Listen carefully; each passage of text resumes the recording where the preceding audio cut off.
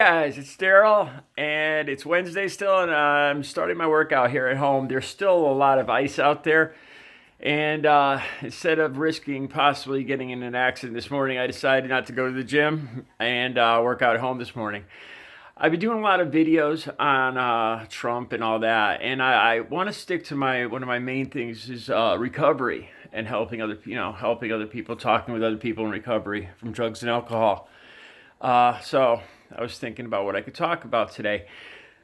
Lately, because of the weather here, uh, I just haven't been able to work out as much, to get as much physical activity as I usually get in.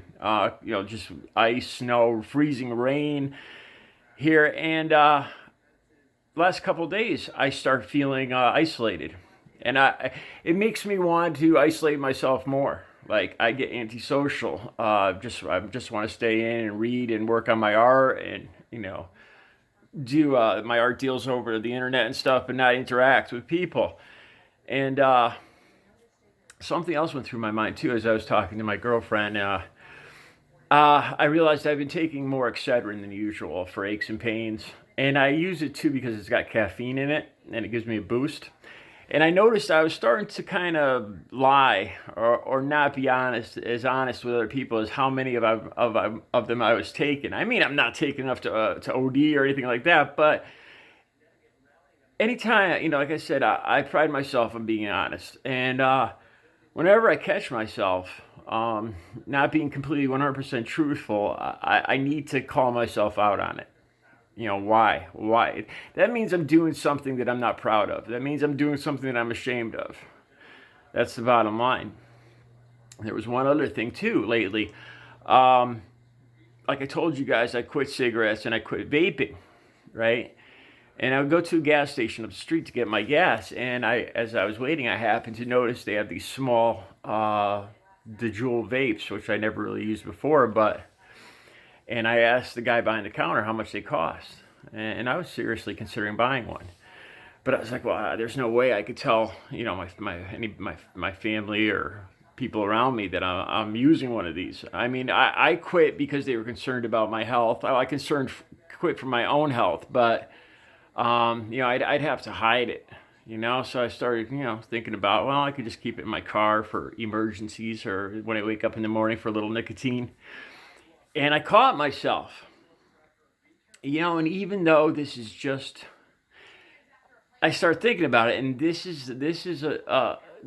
things that I'm telling you are, I have to call myself out on these because these things can lead when you start being less than honest, when you start hiding things.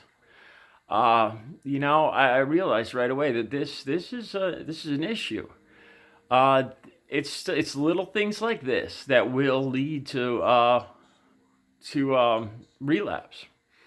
I'm not saying that I'm anywhere near relapse, but I think I've learned in the 13 years that you got to be accountable to yourself.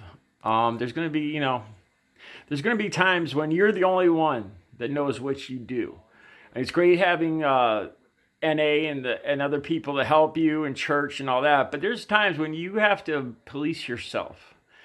And like I said, in these last few days, being inside with the weather, the less physical activity, um, and then I stayed my girlfriend's, and I missed praying a few days, and not to any fault of her or anything, but just rushing around Christmas shopping and stuff. I didn't pray. And these little things, I see them as they're symptoms of what could lead to a relapse. It's little small things.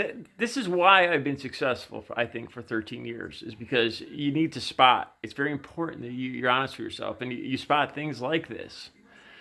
Changes in my own routine, things that I just know deep in my heart aren't right, aren't good for me. Anything like being dishonest. So I chose not to get the vape, of course, but the more important was asking myself why I'd consider getting it. Why do I need it? Why do I think I need it? Why would I hide it? Why would I even consider doing something like that?